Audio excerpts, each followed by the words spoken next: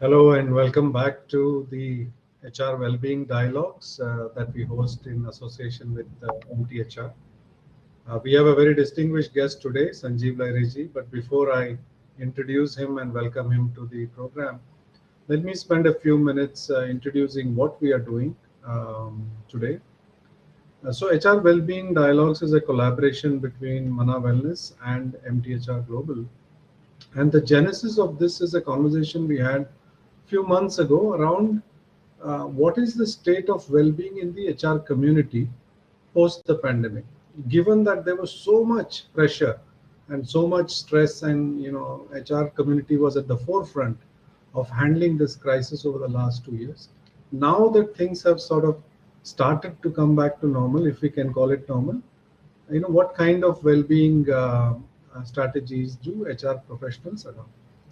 And when we started looking at this, we found that there was a great lack of data around this topic, particularly in the India and South Asia context. There were few reports in the global context which spoke about what are the stressors, what are the coping mechanisms, and what are the strategies HR professionals use, but there was very little data on the India and South Asia side. So we thought we will do three things. One is we will launch a formal study on the state of well-being in the HR community, which is underway and will be launched very soon. And in addition to that, to build a awareness and engagement around this topic, we run this HR Wellbeing Dialogue every Thursday online. And in addition to this, we curate a roundtable every month in different cities. We have done these roundtables in Hyderabad, Pune, Bangalore, and very recently in Mumbai. And I think these are avenues where we can invite thought leaders to share their views on this topic. With that quick background, I invite all of you HR professionals listening in to come join us in this initiative, and then take this opportunity to formally welcome Sanjeeb Lahiri ji, who participated, I believe, in our roundtable in Mumbai. And I hearty welcome to this conversation. And maybe we can start with a quick overview of your own career trajectory in the space of HR, but also how you have seen the well-being function evolve during your career. Okay, great. Namaste, everybody. It's awesome being here. And indeed an honor to be a part of this initiative, because I'm sure nobody else is doing this kind of an initiative to find out the well-being of HR professionals, that too in our country and in the region in particular. So indeed a privilege to be a part of this initiative. And of course, an honor to be on the show. Uh, um, my professional journey formal started in 98, and that was through an organization, the then PSU named VSNL. Uh, After my post graduation in HR, and thereafter I did a little bit into marketing. Thereafter, I got into to this organization. VSNL got taken over by the Tata Group, one of the first PSUs to be, actually the second PSU to be privatized in 2002, and that brought me into the Tata stables, for that matter. 14 years out there. Thereafter, chose to try myself in a very different organization. My current organization is GRP Ltd, and we are one of the largest producers of reclaimed rubber. And we are, I mean, basically we are a sustainability organization in the recycling space of rubber, plastic, nylon, and so on and so forth. Uh, very quickly, if I see how the well-being journey has happened, now very honestly, couple. I think the first focus in terms of wellness or well-being, if I may, that too focusing the mind part of it, probably started after the ITS boom that we saw in the late 90s, early 2000s. Prior to that, now I also had the privilege to be born and raised in a complete manufacturing setup. So I come from Durgapur, which is an industrial city. So I have seen manufacturing and factories and various strata of people working over there very, very closely. Well, well-being was for that matter, the health centers and so-called, some of the camps, the yoga camps maybe, or that used to be organized. When I started my professional journey, I saw it in the same way. But I think the whole concept took a little more formal shape post the ITS and the service, the BFSI, the ITS services they started in India, because those bumper rooms, as we used to call, yeah, or those health talks that used to happen once in a while in those places were probably trying to make people a little aware. Uh, However, I had seen a much more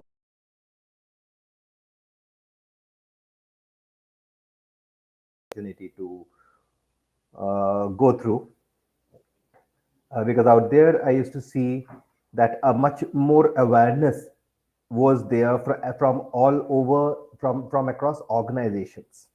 You know, be it physical health, be it emotional well-being, if I may. Now, last 2 years, I mean, post-COVID, things has been drastically different, where well-being has been a buzzword. Well-being is being discussed across all levels. Organizations have tried to copy, adopt, adapt whatever they thought was indeed, what was necessary, and rightfully so.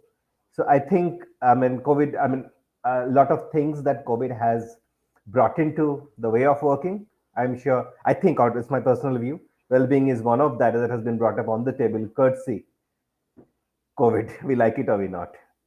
Am I answered, doctor? Yeah, no, absolutely. And I think you brought up an interesting point of how some sectors have led from the front when it comes to well-being.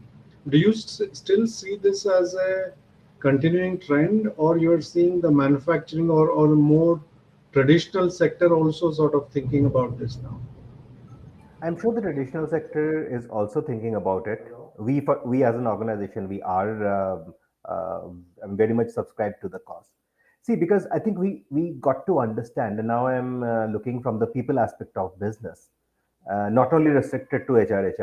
If a person is really not well, if something is playing at the back of the head, or if the person is really not feeling well, even physically, the productivity is going to be affected. And that is a proven fact. Earlier, we were a little ignorant about it. Now, I think our awareness has improved. Therefore, it is coming in across all sectors. Great. No, absolutely. I think it is really becoming a strategic sort of priority for organizations.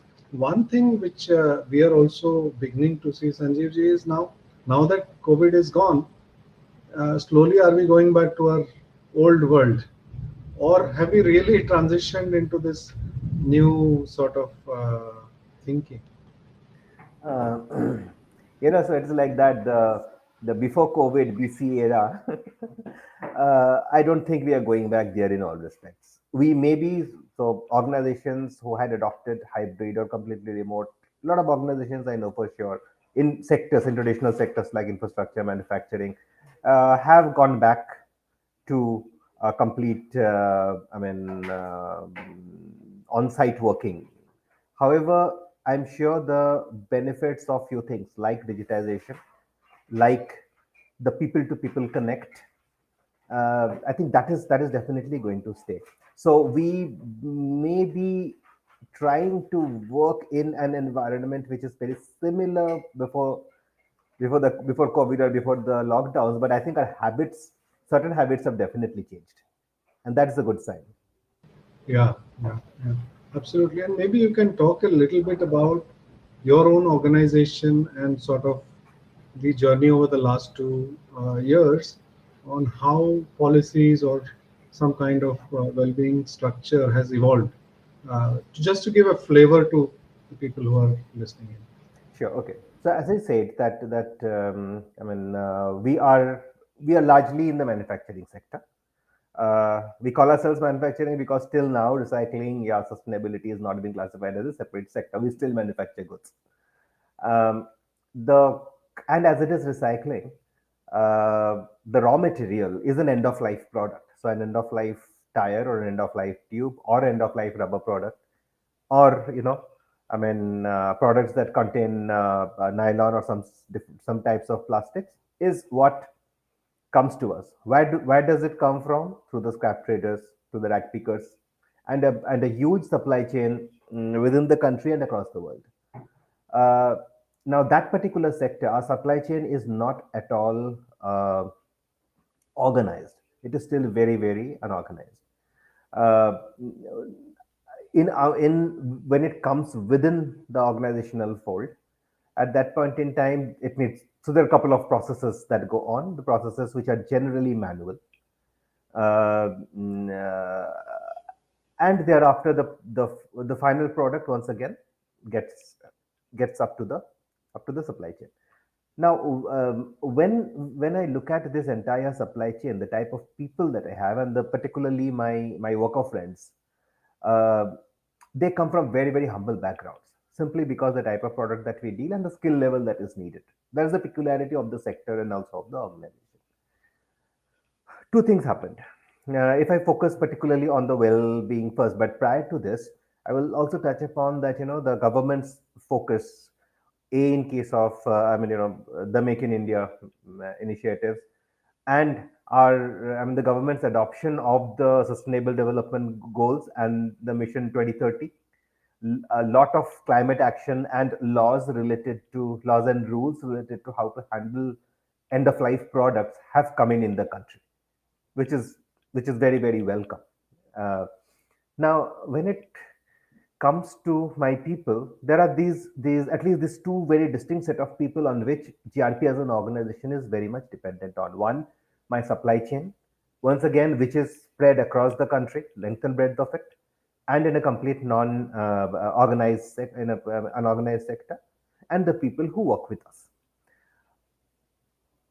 From our focus towards an overall well-being of the larger family, we had taken a lot of initiatives at that point in time during COVID. Even post that, we're continuing with some of those, like empowering our supply chains more in terms of both awareness and b funds wherever needed to be able to take care of their people's health, not necessarily mental health, but their general overall well-being. When it comes to the internal organization, GRP as an organization, a lot of things happen. First and foremost, being in the manufacturing, it was very difficult for us to hybrid work or flexi times, which we did. Starting from the corporate office, one of the first things that we did was actually going hybrid, and when we came back, it was flexi. We had some sort of a flexi before as well, but it is now a norm. No surprises. Um, an interesting thing that we adopted long before, I think now we adopted in 2019 actually, is we have a dedicated nap time at work. 20 minutes, it's a power nap time, 1:40 to 2 o'clock, lights go off in the head office. People are allowed to rest. Last couple of months, when our office is undergoing renovation, so in this space where we don't have it at this point in time, but we go back and we have it once again. So this and there was a need, and we did see the effects of it. Right? In Bombay, people travel from far and beyond, and that 20 minutes of rest actually rejuvenates them for the next part of the day. Number one. And this is on their desk and at their workspace? It is at their workspace. It is at their workspace. So the lights are off. Nobody is supposed to take calls or do anything. If you must to take a call, please go out of the office. And everybody follows it. We tied up with a partner like Manah, but then thankfully, sadly, it was not Manah. But so we launched EAP for employees and their families. The company supports. Right. Any point in time, you only have to say that you are a GRP employee, and that's it. Um, it came in a little funny way, but then we also had our focused fitness drives. We call it as the Fitter You concepts.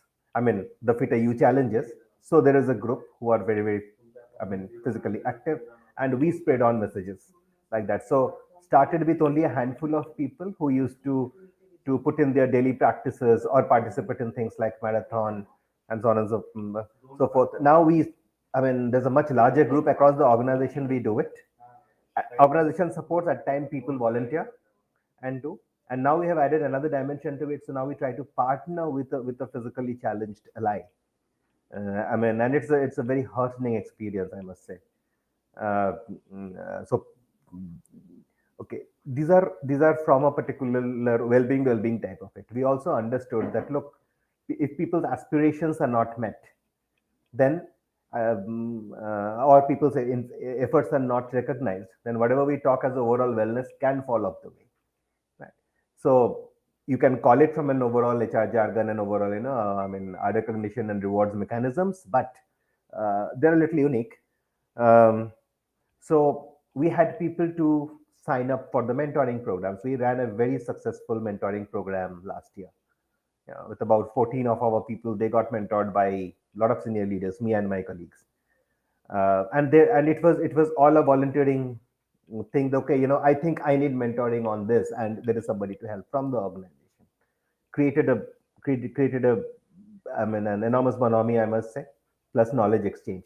And end of the day, the people who were being mentored, or who were the mentors, also actually came back and said, "Look, I think I'm doing a service to myself by actually partnering with them." And the other one is a concept where we say, okay, you can actually uh, take on a job of your dream leader for a couple of hours. It is a part of a recognition program. We actually call it as a dare to dream. So I have had certain colleagues who had said, okay, for the next 2 hours or the next 4 hours, you are in my chair. You handle whatever I'm supposed to handle in those 2 hours. So kind of things like this, not restricting only it to the health, but also to look at the overall way of what can help, what can be of meaning to people. Very interesting. I think Long answer, but I hope we'll yeah, able to meet some. I think it's very interesting because what you are saying is let it not be a separate track from everything else, right? It has to be integrated into your work. Personal and professional sort of aspirations have to come together. And like you said, unless it is helping you in your professional growth or your ambition to be somewhere, I think all of these other initiatives will not make sense if they are not aligned. So I think it's very interesting. And this dare to dream 2 hour is a interesting concept. And I remember there used to be a TV show in the US called CEO for a Day or something, Undercover CEO, right? Where the CEO Undercover CEO, yes, you're right. went as a frontline worker for a day. But this other way is even better, where maybe a emerging leader gets a chance to play the role of a CEO or a senior person in the organization. That's great. That's great. So, shifting gears a little bit now, if we can talk about couple of things that we see in other organizations, and your experience here is a lot of HR leaders and people leaders come up with these great initiatives, but somehow the adoption is missing, right? Or I won't say missing, it's in pockets, or there is a struggle to get people on board. Is this something that you are seeing or not so much? Um, in my organization, I think it's indeed a blessing, because a lot of we when our leadership is very, very supportive, very honestly, about any kind of people intervention. Our whole focus is we try to live our tagline, which is impact positive. So for us to be able to continue to creating impact positive in all facets of our business and within our stakeholder ecosystem, it has to be that. And indeed privileged, because a supporting leadership definitely makes these kind of interventions or even thoughts much, much easier, very honestly. So blessed with that, I must say so. However, I have seen in some quarters, because I have the opportunity to talk in certain forums, interact with a lot of people. MTHR1, I mean, MTHR is a wonderful group to be. To be a part of, privilege there. What we see in quite a few organizations is probably we look at wellness or people interventions, any kind of, for that matter, and business as parallel tracks. Now that doesn't work, because end of the day, the it is all about people. It is the people who are running the business, not business running people. Yes, some sort vice versa is there. However, for the, who runs the business? It's people. End of the day, if you are able to understand that, and if, say, my colleagues around, or if the entire HR fraternity is able to align our thoughts and interventions towards the business, I'm sure the resistance, if you are talking of, will be much lesser. Now, if I sit on the other side of the table, I would tend to look for an ROI. Now, the fact of life is that for people interventions, we will not see an ROI immediately. The needle of change takes some time to move, but once it moves, it becomes sustainable. So I would rather urge organizational leaderships to have that much of a patience to basically start, because it takes time to adapt, right? If I am a righty and I start writing with my left hand, day one will be a mess. It won't even be a scribble. But if I practice, I'm surely I will be able to get there. And that is the time that we need to adapt to certain things which are different than what we might have done in the past. Agreed, agreed. And I think that's an interesting point. And I have two follow-up questions here. One is, was your organization always geared to this, or was there a pivotal moment where this change happened, that well-being has to be priority for us as an organization? That is one. And second is, to your question, when you have to bring business on board, right? They have to be aligned. How do you make a case for it? Because it's an unknown, right? I mean, you can only show some benefit maybe a year, 2 years down the line. What do you do to bring them on board? If you can just touch upon these 2 points. Okay. One thing, I think the focus of my organization was towards people anyway. I mean, irrespective of me being here or not, the focus on people, I think it was always there. It is in the organization's DNA. It is a very, very close knit organization, that way, and the leadership is indeed very, very, pro people and pro change. As I say this, uh, maybe what I have, and I don't want to boast at all, but maybe somewhere, that little delta or a drop in the ocean, I might have brought in is maybe that energy and the urge to actually experiment with this. Yes, there are questions. Of course, there are questions. If I say that, okay, I will take two people out of your system, say for 2 hours, there would be a question why, and what shall I achieve? But the point is, how do I link this with my overall talent plan? And that was it. Because so I personally am a very firm believer in terms of experiential learning, right?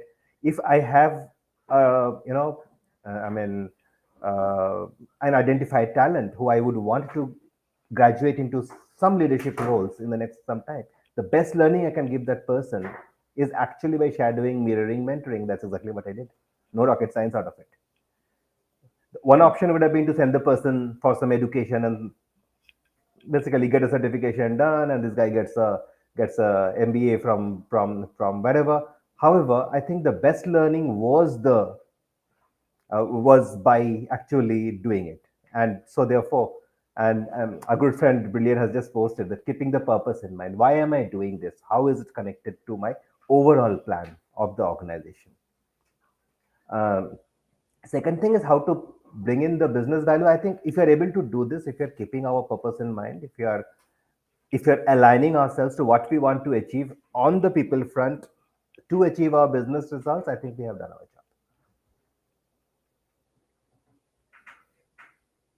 Great. It takes No, some I think, effort. Yeah. yeah, very, very, very insightful points there. And I think you have made it very clear in terms of how to look at it very holistically from a people perspective, and then align everything to it so that the business and the HR team can work closely together. Great. Now we are shifting the gear towards sort of the meat of the conversation, which is your own well-being as a leader. All right. Your own journey with well-being, and we've had other guests in the past who have really prioritized their own health, well-being, and their own sort of growth in the last 2 years for whatever reason.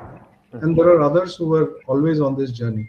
So, what has been your sort of experience, and if you can give us a glimpse of where it is headed? Okay.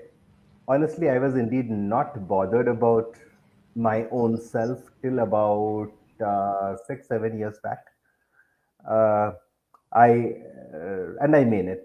Uh, I had a bad bout of a slip disc, which put me on bed for 2 months, and that was, call it aha moment or changing moment of my life, because somebody who was always on the move, being on the bed, actually on the bed for 2 months, was difficult, and that brought me probably, back to myself. And so for me, it was a conscious choice, and I consciously prioritized three things.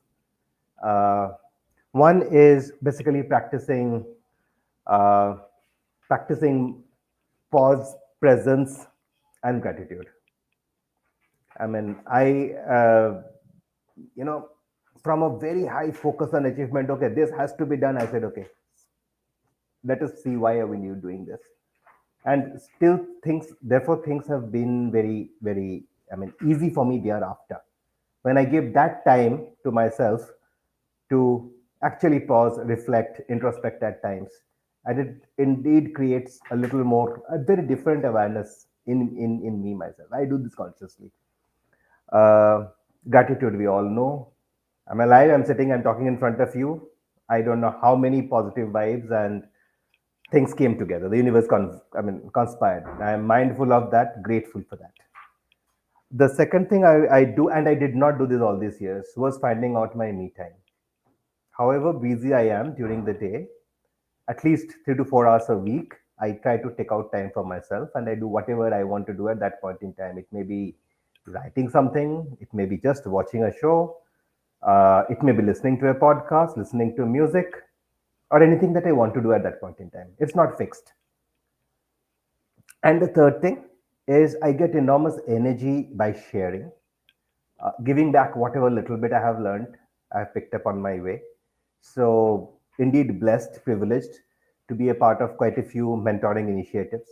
One of them is the GMI, the Global Mentoring Initiative, which takes me to, which gives me the opportunity to interact with a lot of professionals, budding professionals across the world. And I am a pursuing practicing coach myself, on my ICF route. I tend to, rather, I don't miss opportunities to talk, interact in forums, because the varied perspectives that I get by that, it enriches me uh, more than anything else. Yeah, uh, helps me feel good. So these are the three things that I do consciously. I do find time for that. Great. And was there a method how you arrived at these things, or was there any inspiration from outside that you said, okay, this is, or it just organically sort of It came? just happened. It just Okay. happened. So basically, I did some introspection in myself, and what is it that I want to do? What is this like that I love to do? Mm, mm. And basically, things came out, and as you know, it manifested. Right. One of the other challenges we've heard is how do you make time, especially at a certain stage in your career? There are so many demands. You are traveling, there is something or the other happening. How do you block out time? Is a constant sort of question that comes up. Any thoughts on how you manage it? Personally, no rocket science. It is prioritizing whatever I know. I mean, I don't tend to spread myself too thin, honestly. Whatever I can do, I do. If I have to say no to certain things, I have to do. I mean, because end of the day, work is also work, and I mean, in my role, etc. As you're right, at times things can be a little heavy, but I think it can be managed. It needs a little bit of discipline. Right. Right. And coming to your own team, I'm sure you are also working with a group of professionals who are then responsible for the end clients, internal clients in that sense. Yes. So, what sorts of support do these team members get, or what kind of initiatives have they launched for themselves? Uh, well, they at least I am very sure that my team in particular, they also pursue their interests, because that is something that I always kind of at least push people to, that at the end of the day, work is not everything. We will be at work and we will have fun. Honestly speaking, I come to work and I have fun. Um, Definitely, I'm not the person who is always found on my seat. You will see me all over the place. And I know for sure that some of my team members, they have their own hobbies, they have their own interests. I mean, they have their own ways of uh, call it venting out or call it being themselves, and it is always encourageable. And we briefly spoke about this community of MTHR or other communities. You mentioned GMI and all that. In these communities, uh, is well-being a common topic now? I know MTHR is clearly bringing it up, but in other forums like GMI or your ICF now, ICF is a purely focused on performance-related coaching. Not really, not really. Okay. See, coaching is agnostic, Okay. and the ICF method, what we get to learn or get to practice, is completely agnostic to anything. There are coaches who would want to specialize, say, on matters of life. Somebody would be on health, somebody would be on performance, somebody would be on business, and so on and so forth. But the methods are agnostic. So I mean, informally, we definitely talk about, uh, I mean, staying good, staying better. The ICF course definitely does not. It is a coaching course. It's not a well-being course. So therefore, that way. But there are people who are very, very focused. What it teaches, and if I look at the whole coaching competencies, and it is interesting that if I have to be, if say, I'm just giving a very little example. If say active listening is is one of the competencies that, as a practicing coach, anybody has to demonstrate. I cannot do that unless I am present. So how do I improve my presence?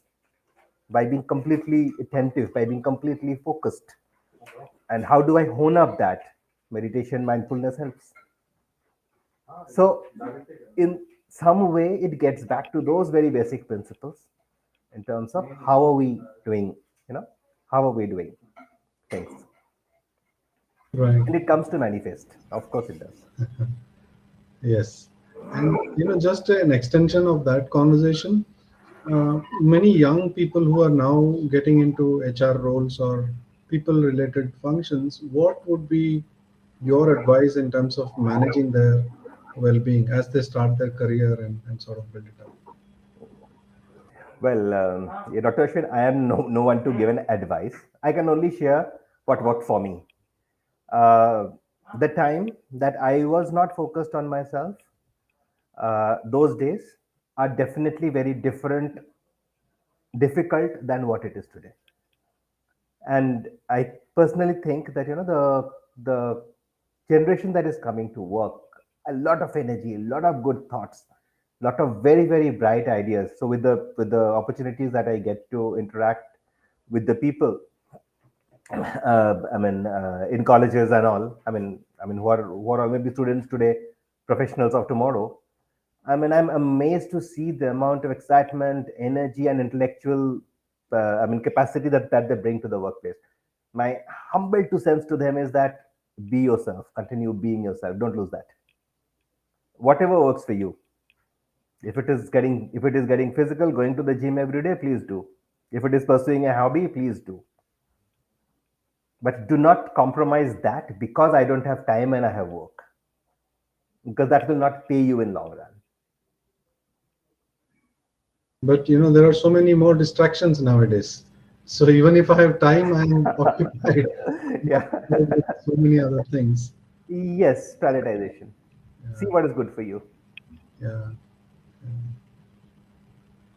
yes, yes. And a couple of sort of related but extending the conversation on this topic is when organizations are looking at, maybe not your organization because you have a sort of value alignment here, but when organizations are starting on their well-being journey, is there certain things that they have to watch out or look out for, particularly in the context of their own, you know, HR teams?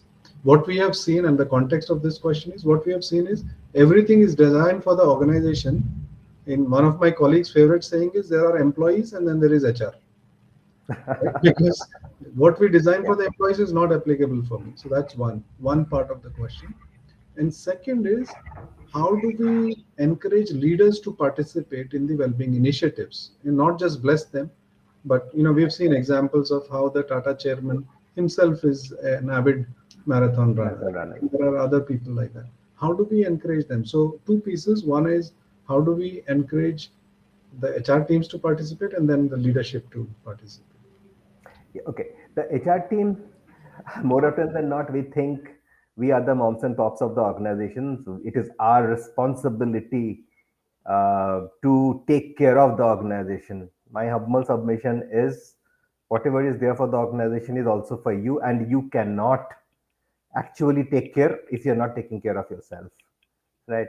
uh, so the point is there, and I think here the HR team needs to actually, I mean, once again, pause a little and think that what am I doing to myself?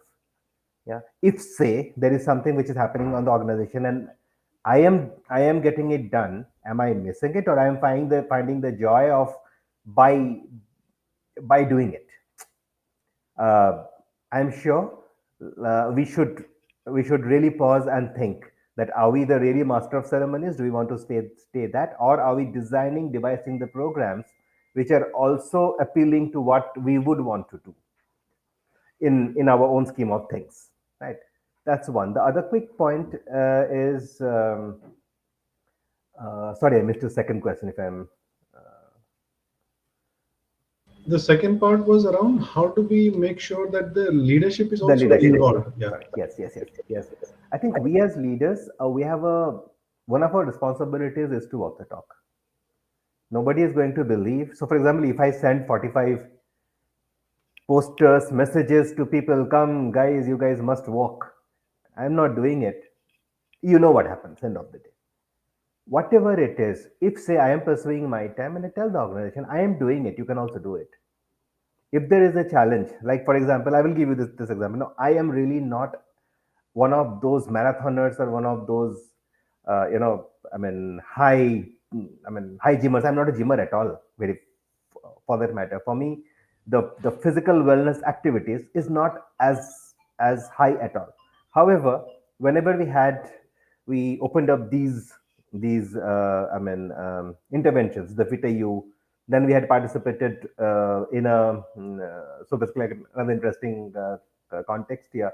Last year we partnered with an organization called Oxfam, and we actually walked. We took up walking challenges to actually kind of support the women who have to walk miles to do their farming work or even to get water. So our entire leadership team, including myself, we participated. So basically, yes, I took the smallest challenge, 25 kilometers in 10 days, but I did.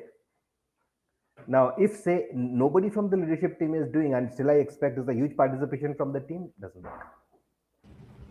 So walk the talk, Walk the basically. talk Yeah. any day. And before we are getting towards the end of this hour, but before I sort of summarize, you mentioned about these challenges that are linked and sort of mobilize people. Uh, and I heard you say this a couple of times. Is this sort of planned at a certain interval to sort of charge up everybody around a initiative and get them going? There are certain initiatives that we run to keep the excitement up. Hmm. However, there are informal groups within the organization who always keeps on doing things. Acha. From I'm now this I'm saying from a physical wellness, the um, running, walking, marathon, these kind of championships, or for that matter, sports events of sorts. But otherwise, our entire talent plan, as I had said earlier, includes interventions of mentoring, interventions of the recognitions and rewards in various forms, and that continuously runs across the organization. So, I mean, it's not a surprise that, okay, or rather, it is not, people don't actually blink when, okay, a mail from HR has come and this initiative has been launched. It used to be that way, but I think we keep on doing things.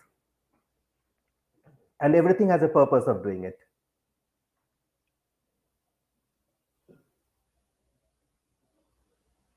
Are you there?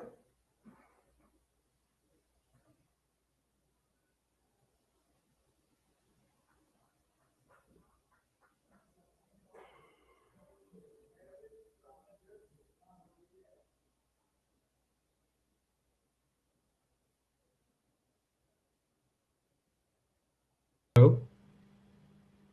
Yeah, hi, Dave. I think I I'm lost you sorry. for a couple of seconds. Yeah, sorry. The rain has sort of picked up, and I think some lightning happened, and we lost connection. So sorry about that. So I was just curious about anything new that is brewing for yourself or for the organization that you think that we'll be launching this coming financial year. We have just completed uh, we call it the future leaders intervention. So basically a kind of a talent assessment, if I may. And some interesting discussions are happening. So yeah, fingers crossed for something new to come up this year. And from an organizational perspective, also actually 2024 is going to be our golden jubilee. So yeah, all geared up for Okay. that. And Nice, nice. No, Sanjeevji, thank you very much. I think it has been a fantastic conversation, and we can, I'm sure, continue for many more hours and go into a lot of details. But in the interest of time, I want to quickly summarize some of the highlights of our conversation. And in the meanwhile, if anybody has questions, we can take them. please. Um, I think our conversation started really with how some of these shifts have happened in the last few years, particularly from a well-being perspective. And you mentioned about how this became a significant conversation with the ITAS and BFSI people prioritizing it, and then of course it trickled to other sectors. Then we spoke about how COVID has really, in a way, helped us prioritize health and well-being. Of all the bad things, this is probably the only silver lining, and not just for organizations, individuals, Indeed. economies, governments, etc. And so I think then a couple of interesting things that you mentioned about how you have a dedicated nap time. And I'm still trying to get my head around how an organization like yours manages. Maybe we should do a visit to your place to see. Welcome. And I'm assuming this is just after lunchtime, right? 1 to Yes, 1. 1:40 to 2 o'clock. Correct, correct. So in a factory setting, it'll be interesting to see. And then of course you have a EAP for individuals and their family. And then that interesting concept that you mentioned of how you then aligned everything to the professional ambition in terms of mentoring or the Dare to Dream plan. I think those are interesting sort of initiatives to tie everything together. Then we spoke a little bit about how do we tie the business side with the people side. On one hand, we have to justify ROI, knowing very well that ROI might not be obvious or apparent in the next 1 year, one cycle, two cycles. But how do you make it part of the core talent plan? And then, sort of make the commitment saying that this is important and we will go after this. And coming to your own, I think the underlying theme of this conversation, if I may, is prioritize. I think it has come up multiple times, whether it is organization or yourself, is how do you prioritize me time? How do you prioritize the saying no to lots of things so that you can focus on what is important. And your advice to young people to take care of yourself so that you can take care of others, right? So that's one big advice. And the other one was around um, don't don't change yourself as you go through this process of starting your career. So lots of interesting sort of insights and inputs from this conversation. And we have some comments. I think most of them are appreciative. There is no question as such, but many of them have echoed your sort of idea of walking the talk as a leader is very important. And I think that's sort of the underlying comment section. But thank you very much. It has been a pleasure having you here, and I hope we get a chance once to visit your place. As MTHR and Manah will make a plan to visit your facility and learn more. Always welcome. And once again, thank you for the privilege. It's been an honor. Thank you very much. To be on the show. And thank you, everybody.